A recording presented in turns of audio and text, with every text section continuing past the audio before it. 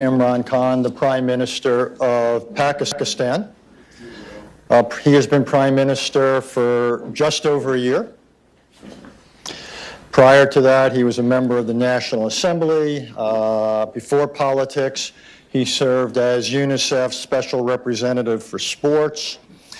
Had a small career in the world of sports,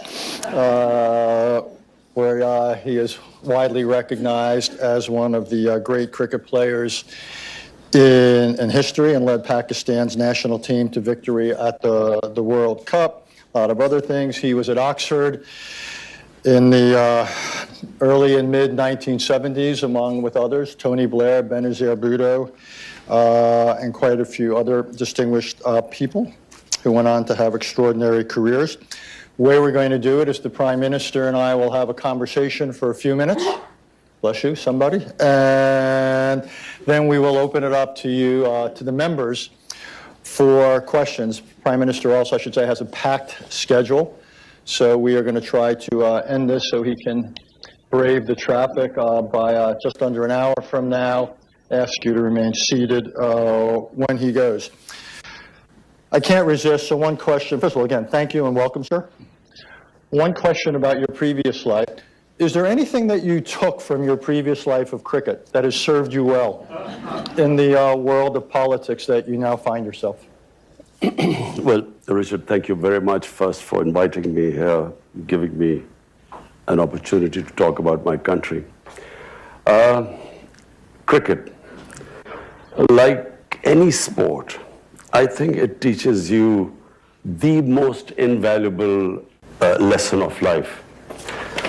And basically that is that whenever you are aiming at some goal in life, it teaches you how to struggle, the ability to take the bad times, the setbacks. So the quality of success is not how you handle the good times, it's how you handle the bad times and how you cope with them, how you learn from the setbacks, not get demoralized. So that's the only way I could struggle for 22 years before I got into this position. Well, speaking of struggle, let's talk about your economy for a minute, if we may. Over the years, I believe Pakistan and the International Monetary Fund have reached more than a dozen agreements. You just reached one rather recently, I think on the scale of $6 billion. You yourself, when you ran for this job, you were critical of it, yet you've now entered into it. Why is Pakistan having such difficulty economically that it has to repeatedly turn to the IMF? You see, it's the moment you have a deficit, whether it is current account or fiscal deficit, means you're not managing your economy properly, and it's just like a household. If the house is going into a deficit, you have to raise your income, cut your expenditure.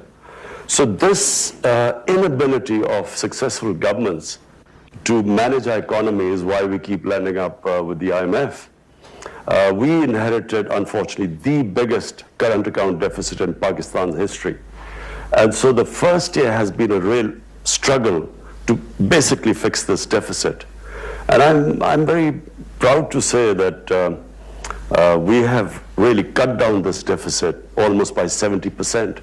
We now have an economy which is heading in the right direction. Simple reason was that previously we had a 5% growth rate, but that was based on imports. This time what we are doing is restructuring the economy so that it's an export-based growth rate, which is really how an economy goes up. So that has been the main reason why we had to go to the IMF, because we had this huge current account deficit. Also wanted to talk about your relationship with China. Pakistan is on the short list of the countries that receives the most Belt and Road investment from China. So there's really, I have two questions flow from it. Won't this dramatically exacerbate your debt challenge given the nature of Chinese support? And how does Pakistan make the claim that it's going to retain its full sovereignty, given that it's allowing or inviting China in to do projects on such a scale?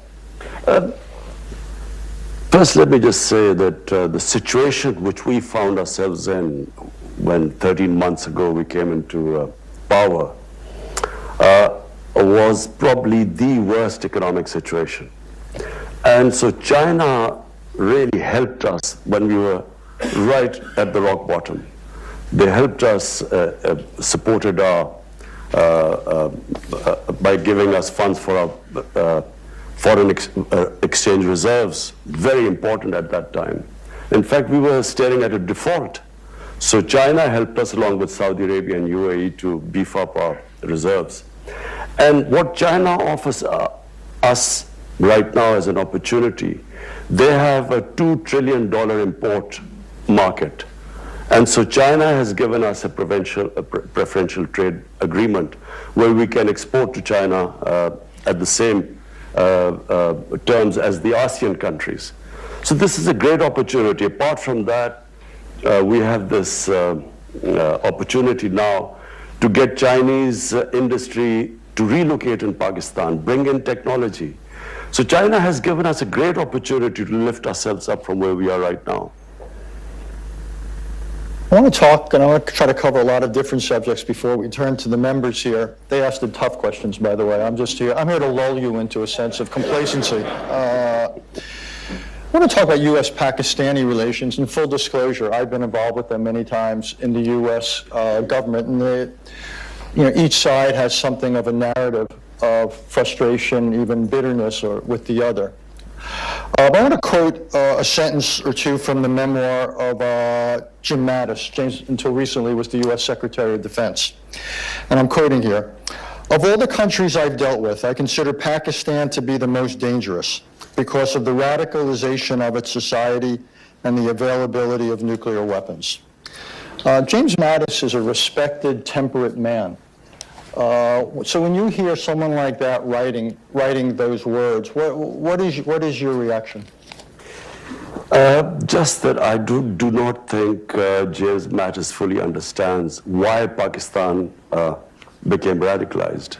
There's just a short history which everyone may or may not know. In 1980s, when the Soviets invaded Afghanistan, Pakistan, along with the United States, helped by the United States, we organized the resistance to the Soviets. And the resistance was organized by Pakistani ISI training these militants who were invited from all over the Muslim world to do jihad against the Soviet Union. And so we created these militant groups to fight the Soviets. Then, of course, fighting the Soviets, jihad was glorified. And I never forget when Ronald Reagan invited the Mujahideen leaders to Washington, and he said they reminded him, and I quote, the moral equivalence of the founding fathers of the United States. So jihad was, jihadis were heroes then. Come 1989, Soviets leave Afghanistan.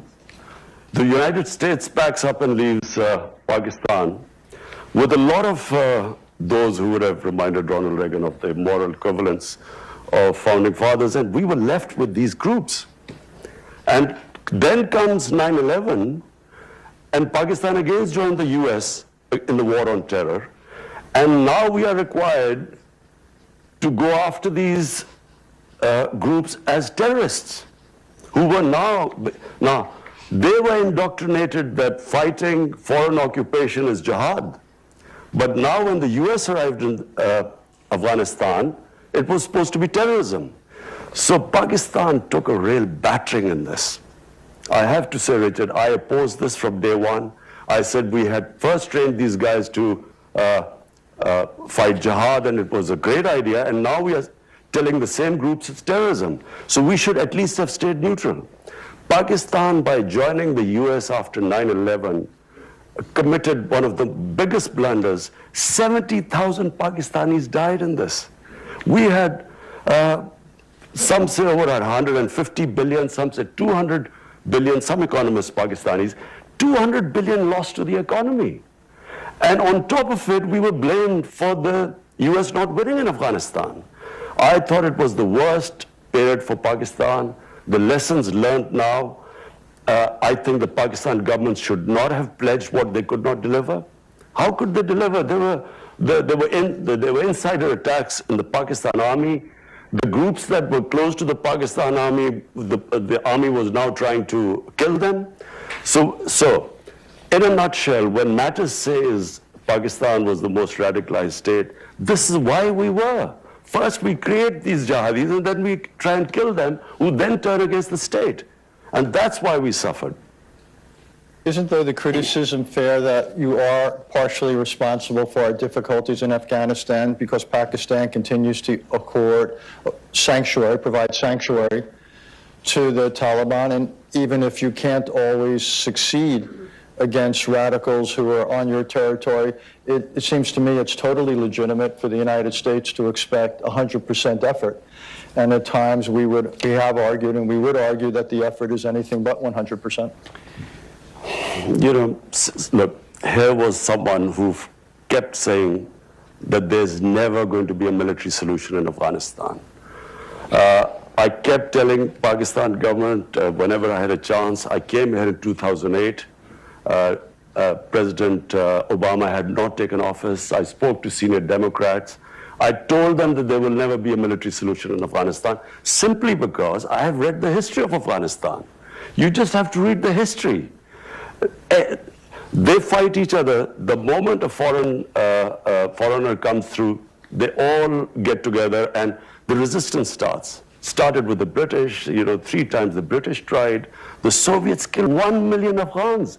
They were still, the resistance was stronger after 1 million Afghans had been killed.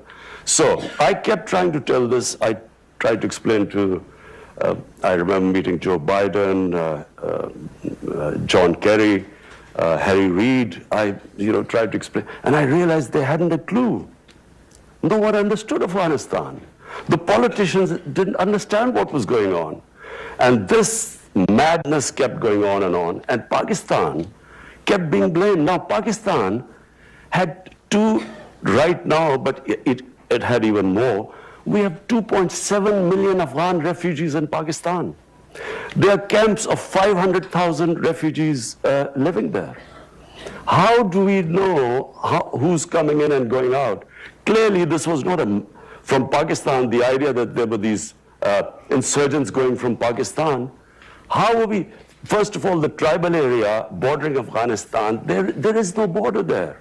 The Durrell line is a line made by the British, which there is no border there. Now we are fencing the border.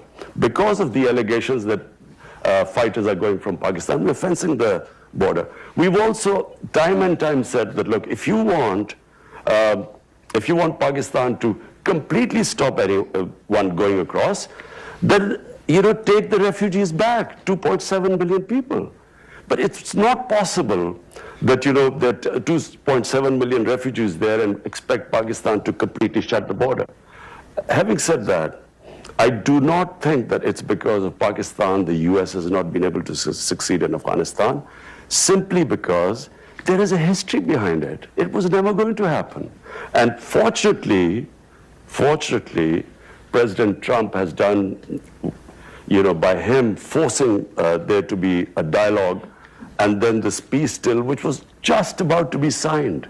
This is painful for us. The peace deal was about to be signed, and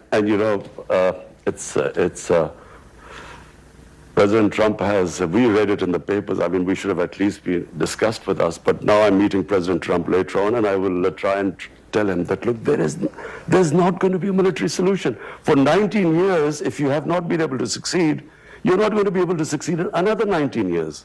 I actually agree with you that there can't be a military solution. What I doubt is that there could be a peace deal that holds.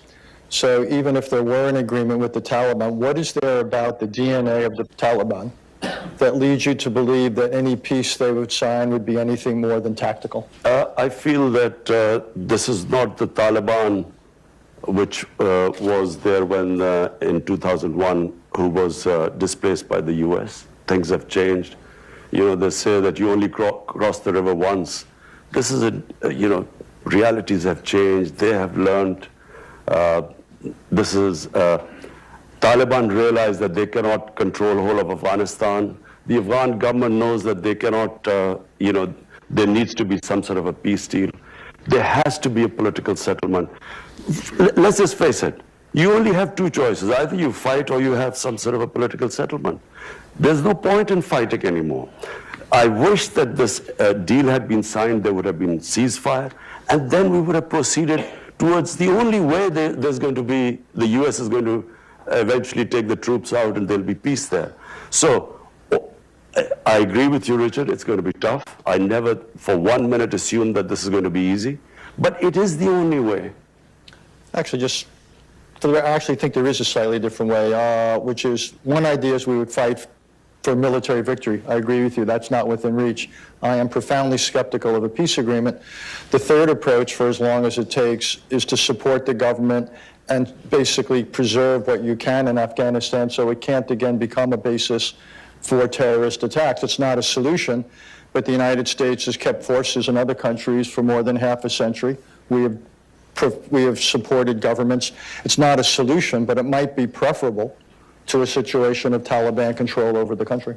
I don't think Taliban will be able to control the whole country. I think there will be a settlement. Look, people of Afghanistan have suffered for 40 years. I mean, it is inhuman what they're going through. Anyone with any humane feelings would want there to be peace there. Every day there are bomb blasts going and people dying. So anything to actually stop this, again, Richard, I agree with you that after the 17 years of bloodshed and the way things have gone, I agree that it's not going to be easy. But I also don't think that if we go the other way, it'll be just more of the same. If Taliban today are stronger than they were for, maybe in 2010, when the last time there was chance of a peace talks, when Holbrooke was there, they're much stronger than that now. And when they see that the US is about to leave, their morale is up. Exactly. Which is why some of us are skeptical. But no, so what I mean is that military is not the solution. If they're now feeling stronger than before, they're not going to be able to give up if you kill or bomb more of them.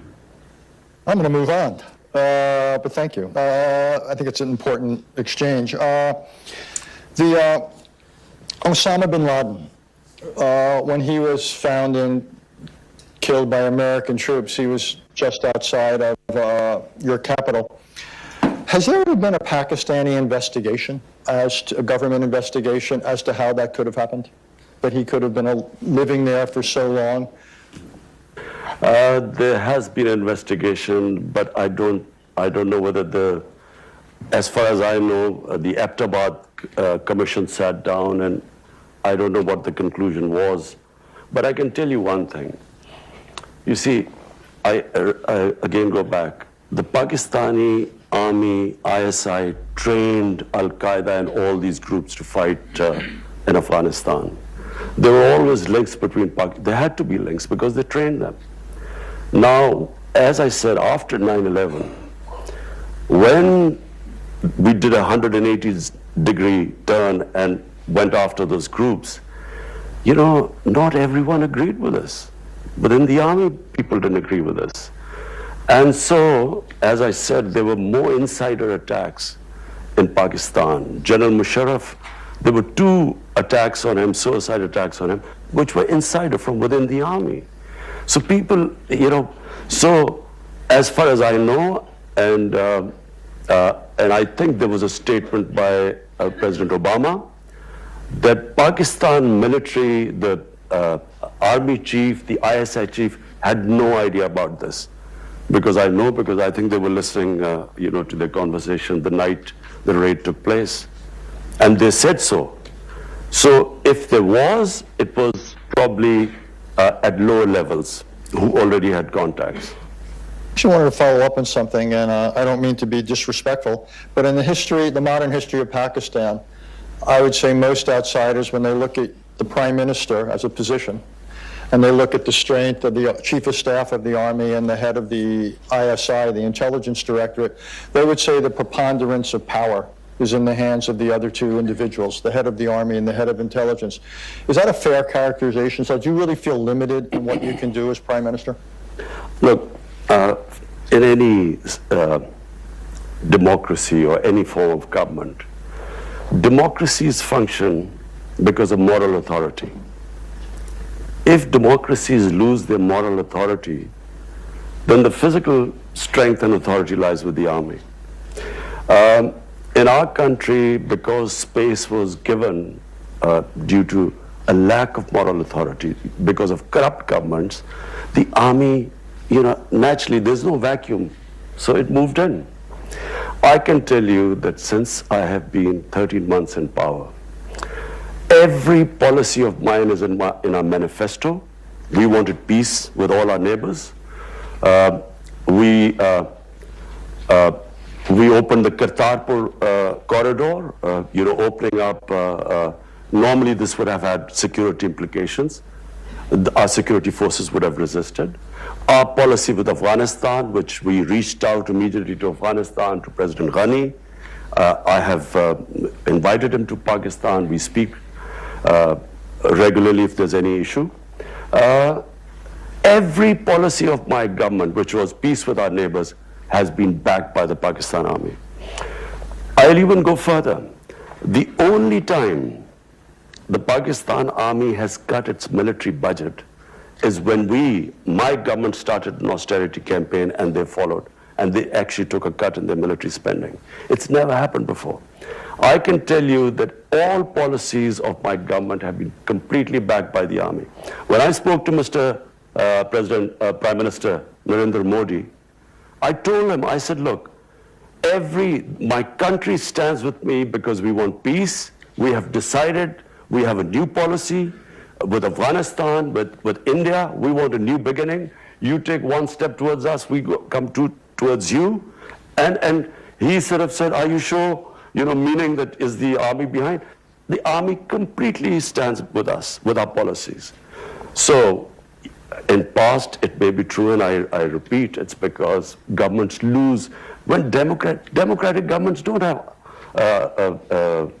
militant wings, they have only moral authority, and that's much more powerful than physical authority.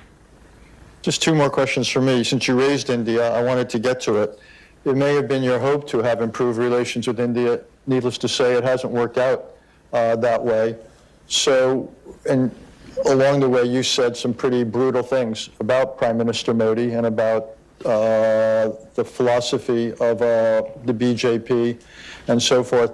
So what is a realistic path? Because one analogy I often draw is at the height of the Cold War, the U.S.-Soviet relationship had far more dimensions to it, far more substance to it, than the India-Pakistan relationship has now, in terms of diplomatic contacts, economic contacts, and the rest. So how do we take this relationship between two nuclear-armed rivals that have a history of conflict? How do we make sure the future doesn't resemble the past? Well, Richard, let me say one thing. This is very sad where we stand today. From day one, I have written letters. I've spoken to Prime Minister Modi about we have common issues. We have poverty. Poverty is big in the subcontinent. Any government that should come, the number one priority should be to deal with poverty. Climate change. We stand the subcontinent. I mean, our glaciers are melting at a rapid rate. We need to combine together because there are hundreds and millions of people that are going to be affected. So I called him up and I said, look, let's just have a new chapter. Let's reset our relationship. And he talked about terrorism, and I said, look, I give you an assurity. It's not because of pressure from India or anyone. It's a policy that we will not allow any militant groups in Pakistan. We were dismantling from day one, and again I talk about the army. The army, had the army not helped us, we would not be able to dismantle these militant organizations, a legacy of the 80s. And they were helping us. So I told him, I said, let's base a relationship on mutual trust. Because, problem we have is the two countries didn't trust each other. Our foreign minister was supposed to meet last year in this UNGA, and suddenly India cancelled. And then we thought maybe, they don't want to get closer because of the Indian elections, because it's a nationalist, BJP is a nationalist party. One of the agenda, of course, is, they're hard on Pakistan. So we stayed back. Then, of course, Pulwama happened, where this Kashmiri boy blew himself on an Indian convoy. Immediately we were blamed.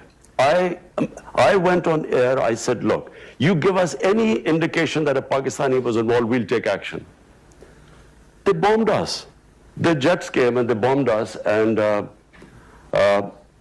so we retaliated, no loss of life, but on the way, two of the jets went down, one in Pakistan.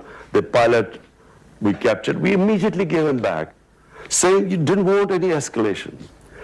But what did, in the election campaign, it was all about how Pakistan was petrified, and that's why they quickly returned the pilot, and how Pakistan will be taught a lesson. The whole election campaign, you just have to read. It was all about anti-Pakistan and how Pakistan would be taught a lesson. We still thought, okay, let the elections be over, we'll again resume. Elections are over, and we again resume at nothing. And then we find India is pushing us in the blacklist of FATF to bankrupt us. That's when we started thinking this is something, there's some sort of an agenda going on. And then, of course, Kashmir took place on 5th August. Unilaterally, they cast aside the UN Security Council resolution, the Simla Accord, which was bilateral between us, their own constitution, Article 370. And that's when, you said, I said all those things. That's when I have said that this is an agenda. This is an RSS agenda which they are following. And I'm afraid, I worry now where we are, where the two countries are. That's why before that I asked President Trump to intervene and play a role in this. Because whenever we ask for other countries, United Nations to help, India says it's a bilateral issue. When we try to talk to them, they said there's nothing to talk about. So it's very important. It's two nuclear-armed countries facing each other, like this incident happened in February. I, as the Prime Minister of a country, am saying that anything can happen in such situations. You don't know what can happen. We should never be in this situation. That's why I will be speaking in UN. I would want the United Nations to play a role. This is why the United Nations came into being. This could have effects way beyond the subcontinent. Since India's tradition, not just this government, but other governments, has been not to accept third-party mediation, it seems to me it's beholden on India and Pakistan to essentially break this dynamic, which has obviously gotten worse after what's happened in Kashmir. Might it not make sense for Pakistan, and given where we began our conversation, you've got economic priorities and the rest, the last thing you need is a worsening strategic situation in South Asia. Might it not make sense for Pakistan to think of a way of at least reestablishing some sort of an opening for diplomacy? Richard, look at the situation right now. There are 8 million Kashmiris for 50 days have been shut inside. 50 days, 900,000 Indian troops have shut in their homes, 8 million Kashmiris. How am I going to talk about what? And unilaterally, they have reneged on international laws. This was a disputed territory, Kashmir, between Pakistan and India. The United Nations, the Security Council, had given the people of Kashmir the right of self-determination, which was never given to them. Now, how do we start talking to anyone? How can we speak to India? At least what I expect the international community to do is to ask them to lift the curfew. It's inhuman. It's violation of every humanitarian right of the people of Kashmir. I should just tell the members here before I go to questions is that the Indian Foreign Minister will be here later this week, so I expect we will return to some of these. And I hope you'll ask proper questions to him, not be too diplomatic. So we will have Ambassador Foreign Minister Jaishankar here. So it's now the appointed hour. Remember, this is on the record, and please, the shorter the questions are, the more succinct, the more we can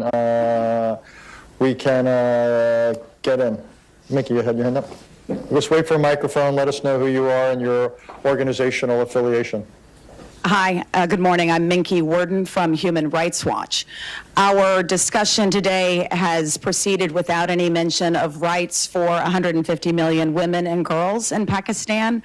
As Human Rights Watch has documented, there are serious problems with access to education, forced marriage, child marriage, and honor killings. What are your plans to deliver justice and accountability for women and girls? Thanks. Our main plank of our manifesto is rule of law.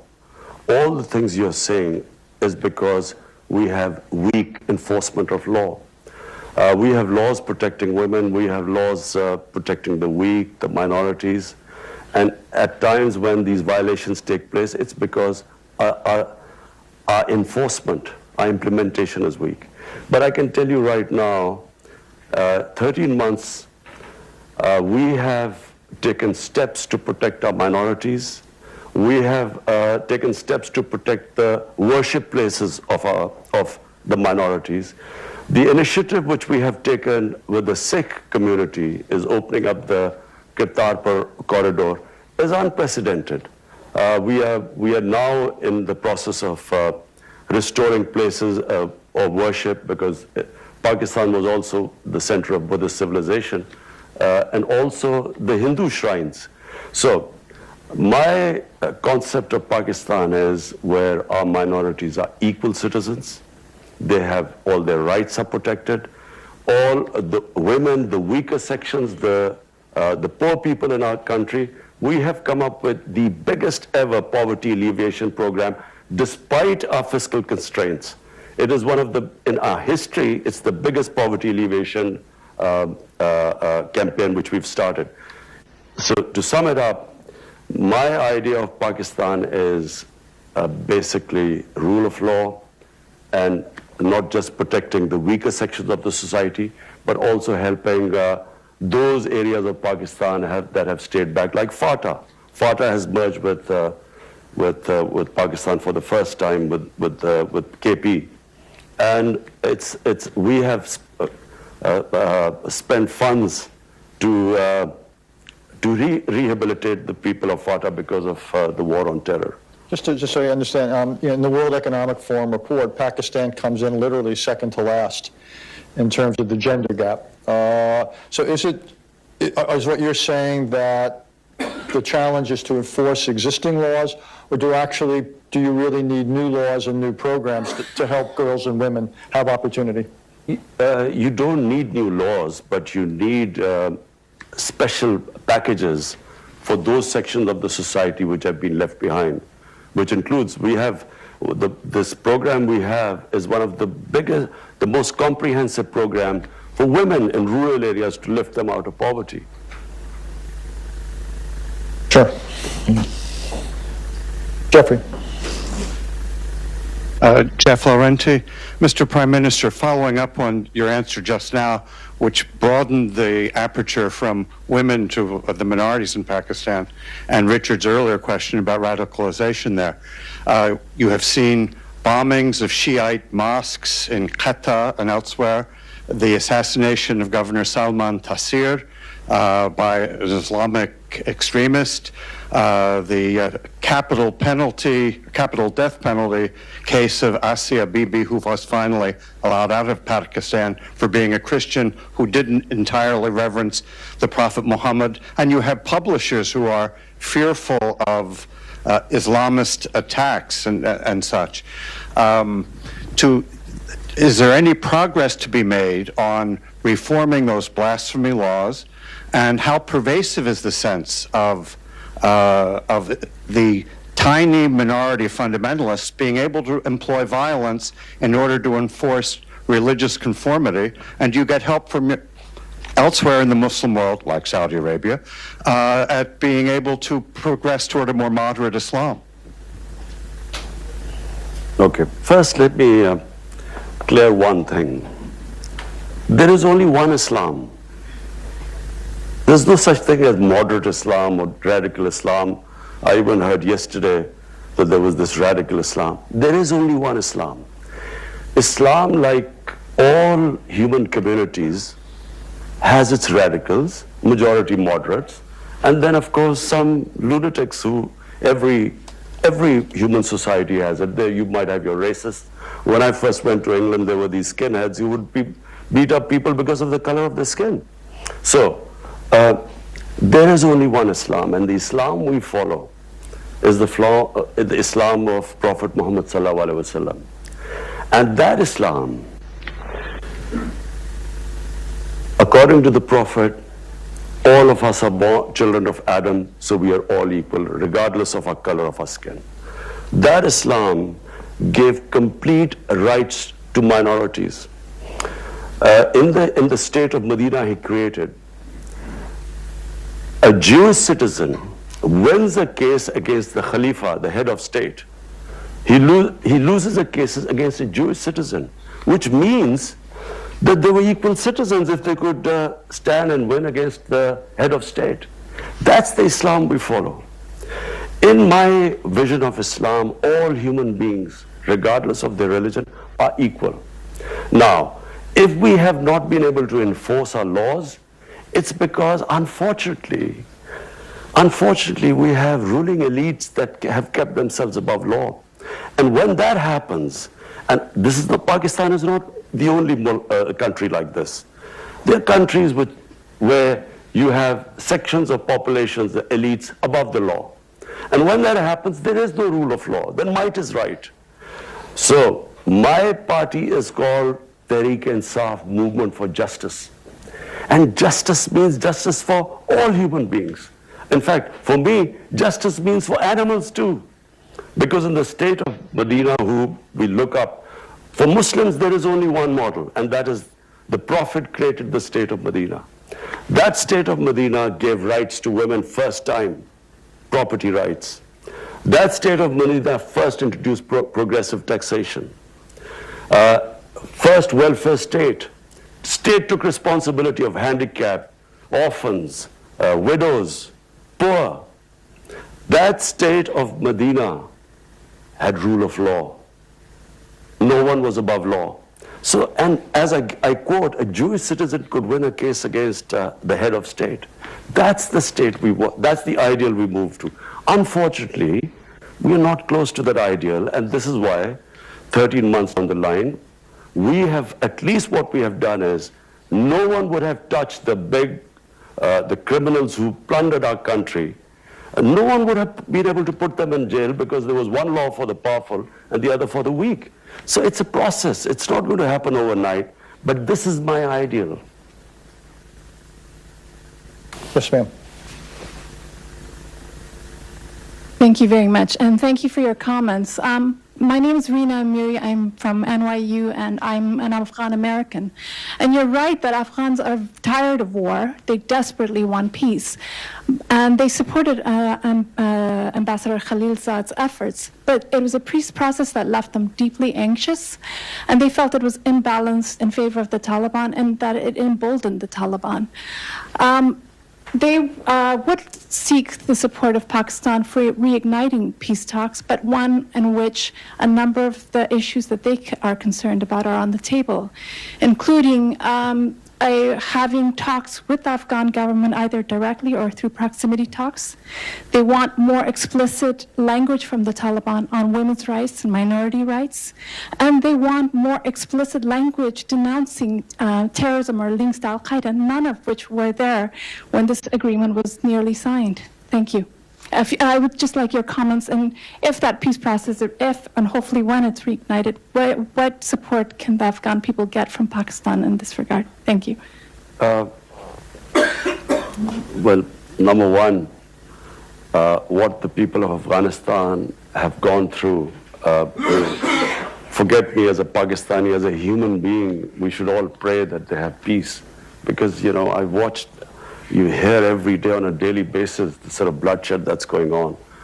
Now, I just repeat very quickly, there are only two ways right now. One is we keep going this way, which is military action, and I believe this will just keep going on. And because the Taliban, the moment they realize that the Americans already, they've cut the troops down, and if they think they're leaving, I mean, they're not going to give up, with more military action. The other is peace talks. Now, peace talks, once they start, all this can be thrashed out. I honestly believe that this is not the Taliban of 2001. There's a lot of things that have happened, and I believe that they will be more accommodating. The Taliban delegation wanted to meet me. Problem was that the Afghan government did not want me to meet the Taliban delegation, so I did not meet them. But I told President Ghani, I said, look, if I meet them, I would try and convince them about all the things you're saying. And not only that, I would try and convince them that the Taliban must talk to the Afghan government. At the moment, they're only talking to the Americans. There are no direct talks between Taliban and the Afghan government. I would have tried my best. Because finally, I mean, yes, they've looked back in 2001 and that period, and they think that, the way Taliban behaved at the time, minorities and so on, with the attitude to women. But I think once the talk starts, I think all these things will eventually fall into place because the people of Afghanistan, both sides, want peace right now. Jeffrey Rosen. Thank you. Jeffrey Rosen from Lazard. You described earlier the relationship with China that's been developing, an economic relationship. I'm curious how you reconcile that relationship with reports about the treatment by the Chinese of Muslim churches, Muslim mosques, the practice of Islam in China. Whether you're able to use this as the relationship as a means of pressuring the Chinese to perhaps relax in that treatment, and if not, whether you raise the risk of perhaps some of the more radical elements of Islam in Pakistan, acknowledging there's not radical Islams, but there are radical Islamic people who practice Islam who are radical, whether you run the risk of a reaction from them domestically, which could unsettle the country, your country. Particularly given what the Chinese are doing, with the Uyghurs. Look, with the Chinese, we have a special relationship, and it's the way China functions. Any of issues like these, we talk to them privately. We don't make public statements because that's how China is. And I again repeat, China has come to a help when we were right at the rock bottom. So I would not publicly talk about it, but just, as someone who has taken over Pakistan 13 months ago, faced the biggest economic crisis, dealing with that. We have a problem in Afghanistan trying to settle that. We are worried about what would happen now with Iran and Saudi Arabia, the United States. That's the other border. So one border Iran, the other Afghanistan, and now with India. I think I've got enough on my plate right now. Wouldn't you say, Richard? What would you do if you were in my position? You'll probably have a heart attack by now. Unlikely. I would welcome that conversation. Listen, the only reason I can cope with these pressures is because, when you walk out on not a lot of you won't understand cricket, but imagine, you're walking out on a cricket field, there are 90,000 people in the stadium. You walk 70 yards down into the middle of the pitch, and the worry that you can be out first ball and you will have to walk all the way back with 90,000 feet. So that takes character. It builds. So you are able to play under pressure once you cope with that, and that's the only way I have coped, and Richard, you would not have been able to. I'm telling you. Every golfer knows what it's like at the first tee when the crowds are there. Golf is a piece of cake compared to this. We could continue that, but I will show uncharacteristic discipline. Sure. Michelle Caruso Cabrera, CNBC contributor, following on the conversation about China. Richard asked you very directly about maintaining your sovereignty in the face of so many Chinese loans, and you didn't answer it directly. I mean, you've talked about China coming in when you were rock bottom, but are you concerned about the trade-offs that that level of investment presents to Pakistan? Absolutely not. I mean, for instance, I mean, what would China, how would it impinge on our sovereignty? Maybe they would say, don't have a good relationship with the US.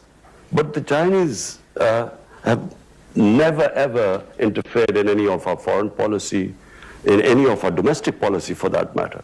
I think China sees Pakistan as the CPEC, this economic corridor and the Belt and Road Initiative. They see this as a great opportunity for them. I think China is one country which we can all learn from. Their main concentration has been on trade and wealth creation and lifting the standard of living of their people. What I admire about China the most, in 30 years they have taken 700 million people out of poverty. It's never been done in human history. And when I came, if you ask me what is the one thing I want in Pakistan, lift 100 million Pakistanis out of poverty. This is our main thing. So that's where we have learned a lot from China, how they tackle poverty in these last 30 years. So the answer to the question, there have been no demands by China which restrict our sovereignty. Are you not put off that China has accomplished what you said, but they've done it at a great price and cost in terms of democracy, human rights, and the rest, not just for Muslim Chinese, but for all Chinese? Are you not put off by that aspect of the cost of their development model? Well, you know, who am I to comment on China? But the fact is that if any human society can accomplish this, you know, this is humane. This is taking people out of poverty. I mean, I admire that the most. For me, if I had,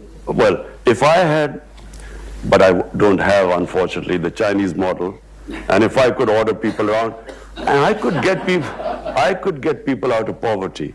Not just that, the way they've tackled corruption. Unfortunately, I can't do that in Pakistan.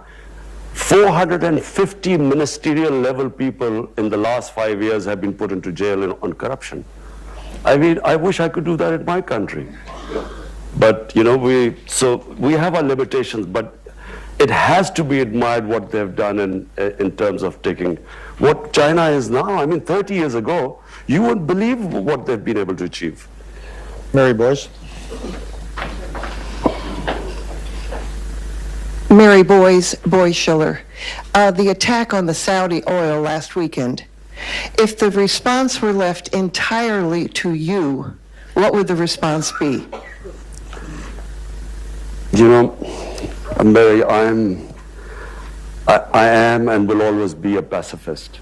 I am anti-war. I do not believe wars solve problems. You go to solve one problem, you give birth to 5 other problems.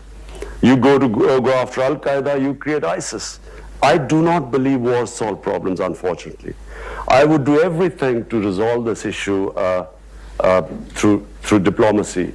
I would be trying my best, because if there is a conflict there, the consequences, I mean, just look at the poorer countries. Do people care about poor countries? Imagine if oil prices go up. And we are struggling finally to sort of try and balance our budget. This will just immediately throw everything for us. And so we already have the war we had, war on terror. 70,000 Pakistanis died. And it's a lesson my government, people of Pakistan have learned, that we will avoid conflict at everything. And we can't afford another conflict going on in our neighborhood. Yes, ma'am. You've been very patient. Masuda Sultan, All in Peace, a coalition of Afghans and Americans looking to end the longest war in American history. I wanted to thank you for your comments on Afghanistan and the war. And you've been supportive of U.S. efforts at peace negotiations and indicated your willingness to encourage Trump to continue negotiations. My question is, what steps do you intend to offer to take as the Pakistani Prime Minister to advance the dialogue? For example, you mentioned that you didn't meet the Taliban when the Afghan government requested you not to. So what other steps do you intend to take? And how does the Kashmir issue complicate, or does it the Afghan issue?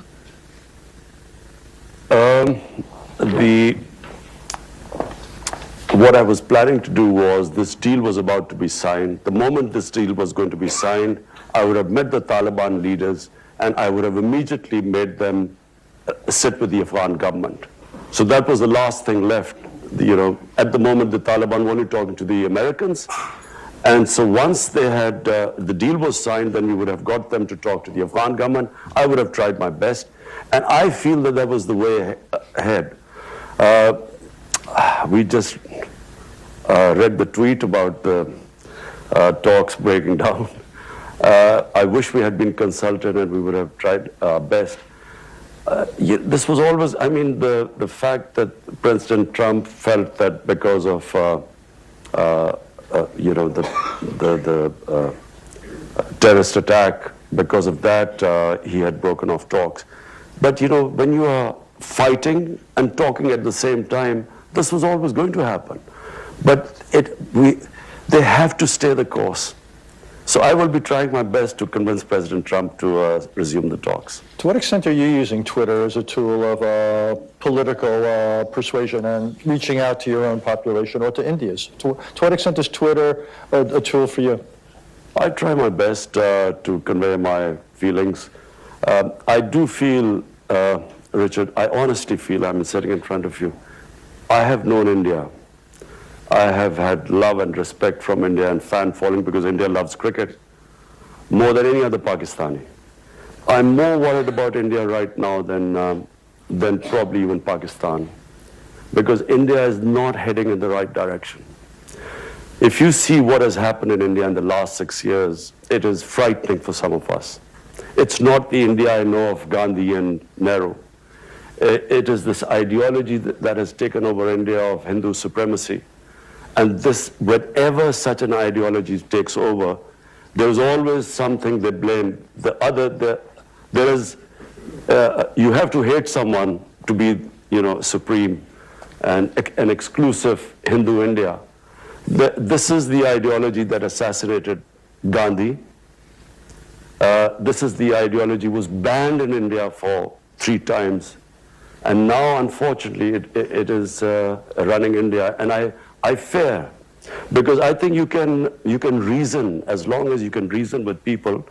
The 2 nuclear-armed countries need not worry about anything. But unfortunately, with this ideology of racial supremacy, I don't think you can reason, and I'm generally worried. And that's why I'm going to speak. I'm speaking to the heads of state. I've just spoken to Prime Minister Boris Johnson.